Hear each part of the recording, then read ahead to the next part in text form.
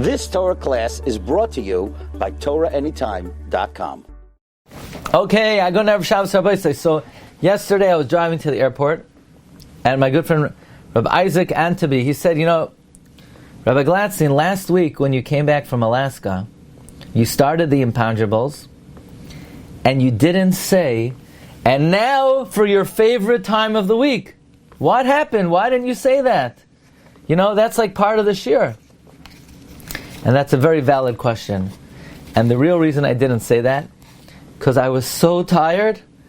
I was literally, I was somewhere between this world and the world of Shena. So I forgot to say that. But this week I want to be Masakein. It's Chodesh Elul, and there's always a second opportunity. So I want to be Masakein that we start off this year. This is our favorite time of the week, the Imponderables on Parshas Shoftm. And that should cover this week. And it should also be a takana and a tikkun for not mentioning it last week. Okay, here we go. Shoftm v'shoitrim. So here's my question. It's a big Torah out there. Hashem gave us many mitzvahs. Mishpatim are the obligation of the Bezdin to teach the Torah to Klal Yisrael. And yet, we've never had a mitzvah to appoint Dayanim in the first place. So what all of a sudden we get to mid-Devarim, all those mitzvahs that I told you in Mishpatim that the Dayanim have to tell Klal Yisrael, by the way, you have to appoint Dayanim. Why do we wait till now? Why do we wait till now to talk about the mitzvah of appointing Dayanim? The next question is not fair, because the Gemara asks it. But just because the Gemara asks it doesn't mean, simply put, we can't ask the question. Why does the Torah juxtapose appointing Dayanim to Loisita Lecha Ashera? Right? It talks about appointing Dayanim, and then it says, don't plant an Asherah tree. Or any tree. What's that got to do with appointing Dayanim? So the Gemara says, from here we see that if you appoint a irresponsible Dayan, it's like you planted Avodah Zarah. Okay, that's a nice drasha. What about Al Pi Pshat? It just occurred to me, I think Al Pi Pshat, we could say, very simply, and I think Rashi says very similarly in Parshas Mishpatim. What does the end of Yisroi talk about? The Mizbeach. What's the beginning of Mishpatim? Dayanim. What's the connection? The Dayanim are positioned next to the Mizbeach in the Lishkas HaGazos. We could say the same thing in Shoftm. We talk about the Dayanim, and then where are the Dayanim? By the Mizbeach. So the next pasuk is, don't plant a tree next to the Mizbeach. So I think Al Pi Pshat, the connection is, once we're on the subject of the location of the Mizbeach, it gives another command of what we have to be careful about in that area.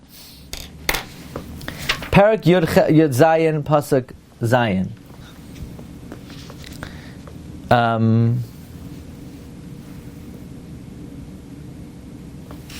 It should say, it says Asher Loid CVC. And it's Parak Yud Zayin, Pasuk Gimel.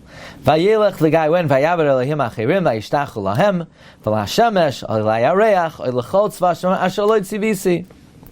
That I didn't command. They're going to bow down to constellations that I didn't command. I didn't command what? So Rashi says, I didn't command that you should serve them.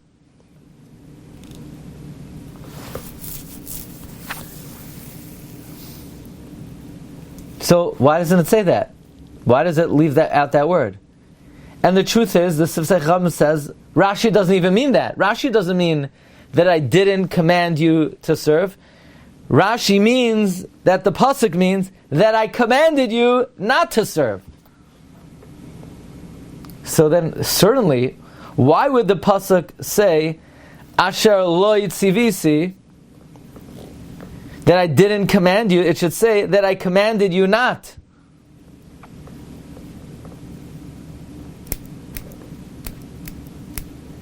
Why does it say like that? Maybe because this way you read it, Asher lo yitzivisi, that not I commanded you. Yeah, but that's not how you read it. That's not how the trup is. If that's how you should read it, then it should say Asher loy tibcha tzivisi. But instead it's Hashamayim tibcha Asher mercha loy tzivisi. Okay. Next, we have the subject of Hasagas Gevul. Hasagas Gevul is only an Isser in Eretz Yisrael. Did you know that?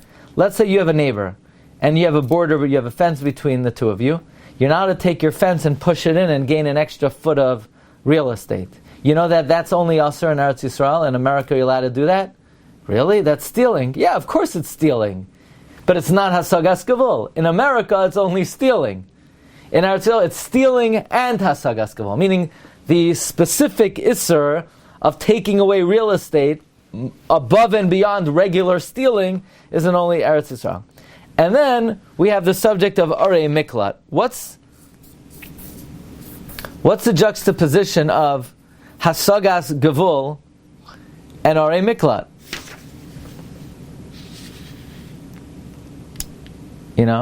What's that doing here?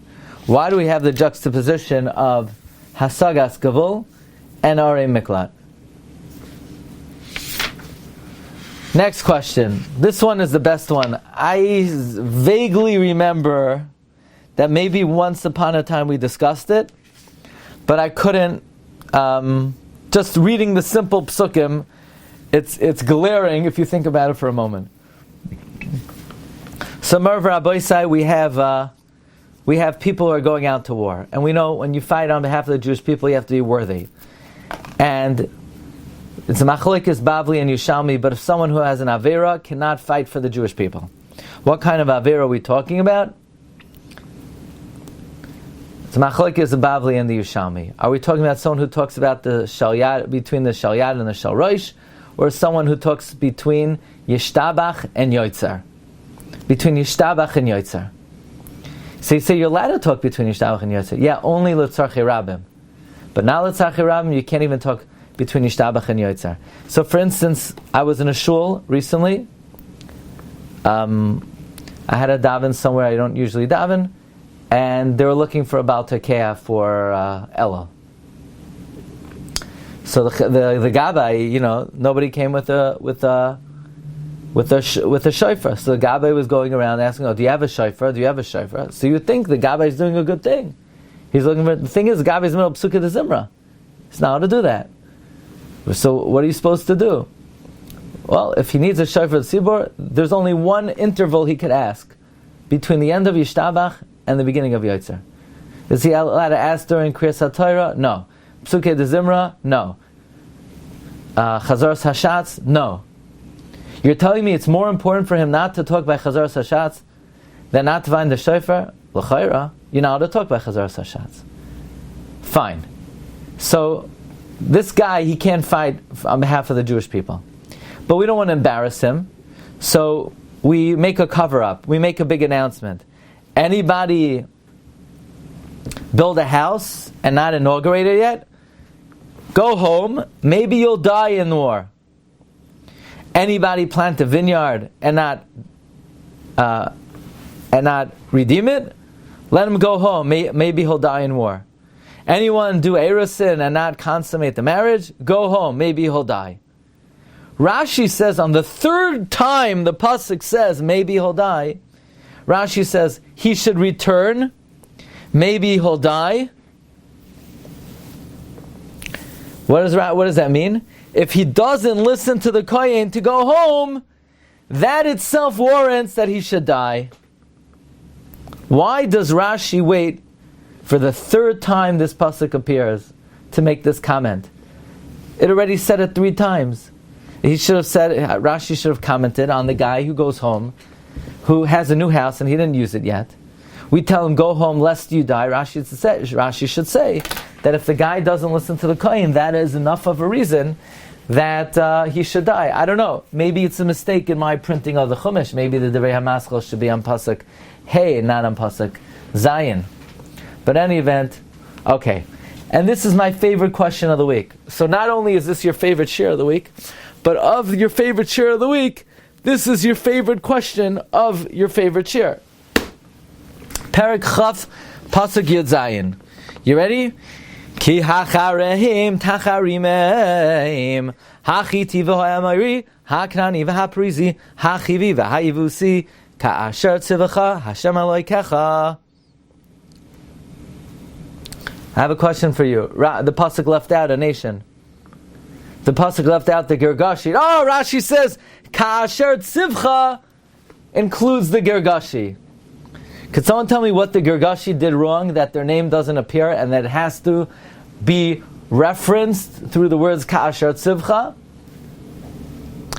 I feel like there's a very good answer to this question. If I would have time, I would like to uncover it. But, why would the pasuk say the first six, not say the what is it about the Girgashi, that the Girgashi does not have the distinction of their name being mentioned, but instead it's referenced as Ka'asher Tzivacha. Okay, I want to share with you one more thought. Here we go. You've just experienced another Torah class brought to you by TorahAnytime.com.